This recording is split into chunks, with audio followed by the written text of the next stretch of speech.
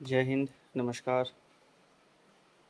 आज का मेरा वीडियो कुछ ऐसे मुद्दों पे है जिसमें शायद मैं सही हो सकता हूँ या गलत भी हो सकता हूँ। बट ऐसे मन में आया इस बारे में कहने को तो कह रहा हूँ, शेयर कर रहा हूँ आप लोगों से।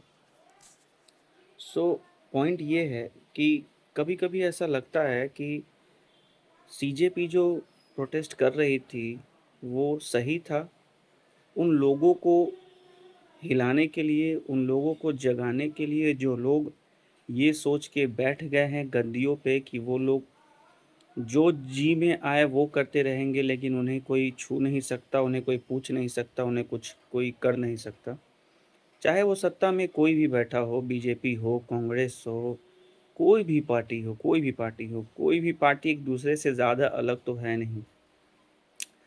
अटल बिहारी वाजपेयी ने एक स्टेटमेंट दिया था, बहुत पुरानी स्टेटमेंट है ये, मैंने भी वीडियोज़ में ही देखा था। उन्होंने कहा था, सारी राजनीतिक दल एक ही होती हैं, बस हल्का-सा अंतर होता है।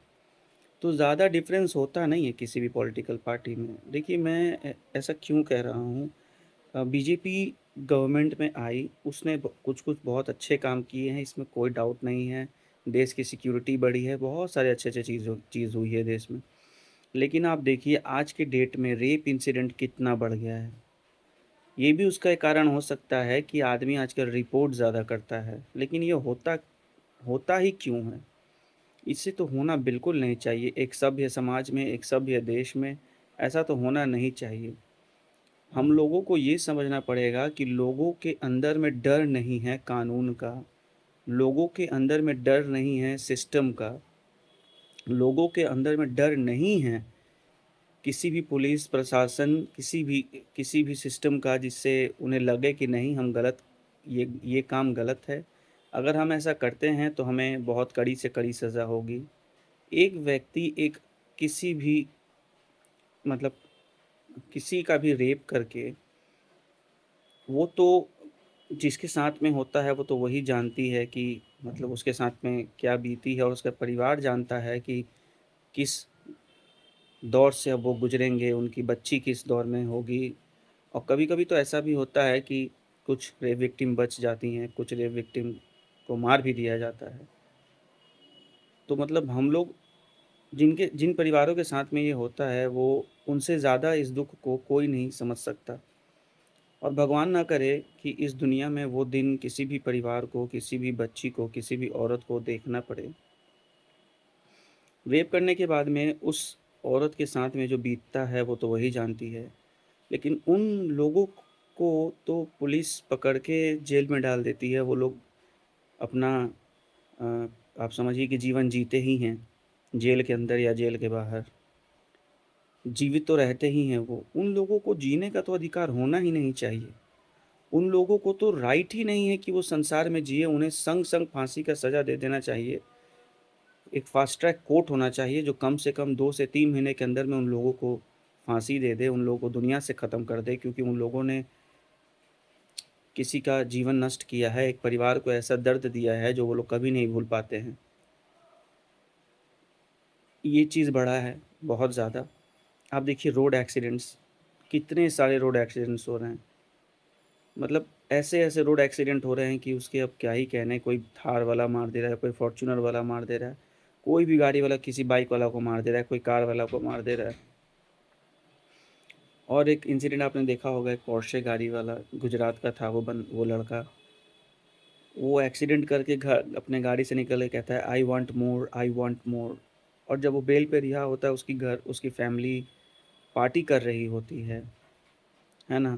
तो आप क्या क्या हम लोग इससे ये सोच सकते हैं कि उन लोगों के अंदर में जुडिशरी सिस्टम, सुप्रीम कोर्ट इलाना-फिलाना का डर है? नहीं, उन लोग के पास में पैसा है।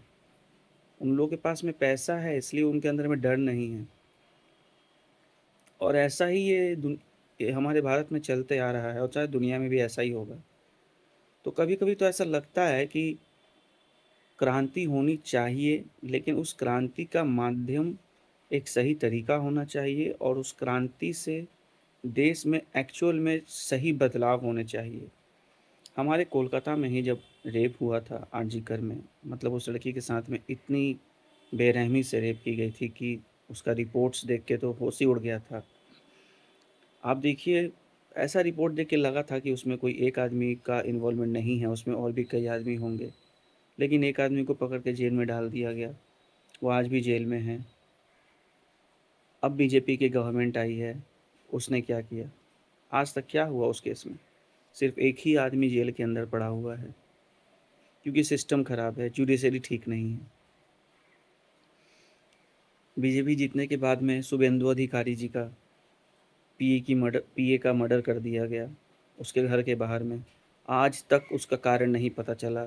आज तक उसका जो वो मर्डर क्यों किया गया, वो भी एक पीए का, वो मर्डर क्यों हुआ, किसने करवाया, क्या कारण था, क्या मोटिव था, आज तक उसके बारे में कोई भी क्लैरिटी नहीं है। जबकि सेंट्रल में भी बीजेपी की सरकार है, स्टेट में भी बीजेपी की सरकार है, लेकिन आज तक वो कातिल नहीं पकड़े गए। ये सिस्टम, और हम लोग ये उम्मीद भी नहीं कर सकते हैं कि ये सिस्टम, ये जुडिशरी, ये तंत्र कब सुधरेगा, कब ठीक होगा, कब लोग सही तरीके से खुले। अ, हम लोग को, जो हमारा मिडिल क्लास है, मुझे ऐसा लगता है कि सबसे ज़्यादा कोई पिसता है तो वो मिडिल क्लास ही है। क्योंकि जो बीपीएल मतलब बिलो पॉवर्टी लाइन हैं लोग, जो लोअर मिडिल क्लास हैं या लोअर क्लास के हैं, उन लोगों को तो बेनिफिट्स मिलता है गवर्नमेंट से। उन लोगों को बेनिफिट्स मिल जाता है, वो लोग गवर्नमेंट के लिए, एक समझिए कि गवर्नमेंट का सारा बेनिफिट्स उनको मिलता है। लेकिन मिडिल मिडिल क्लास सबसे ज़्यादा पिसता है। मिडिल क्लास कभी भी नहीं चाहता है कि वो कोर्ट, पुलिस, हॉस्पिटल्स के चक्कर लगाए। आप इंडिया में किसी भी चीज़ को देख लीजिए, वो कोई भी चीज़ ऐसा नहीं है जिससे आप ये कह सकते हैं कि 100% सही है, इसमें कोई गड़बड़ी नहीं है, ये सेक्टर सही चल रहा है। चाहे वो हॉस्पिटल हो, चाहे वो पुलिस लाइन हो, चाहे वो अब गवर्नमेंट्स की स्कीम्स, गवर्नमेंट हो, कोई भी चीज़ हो, कोई भी चीज़ हिंदुस्तान में सही नहीं है, सही नहीं चल रहा है, और सही होगा भी नहीं, ऐसा उम्मीद है।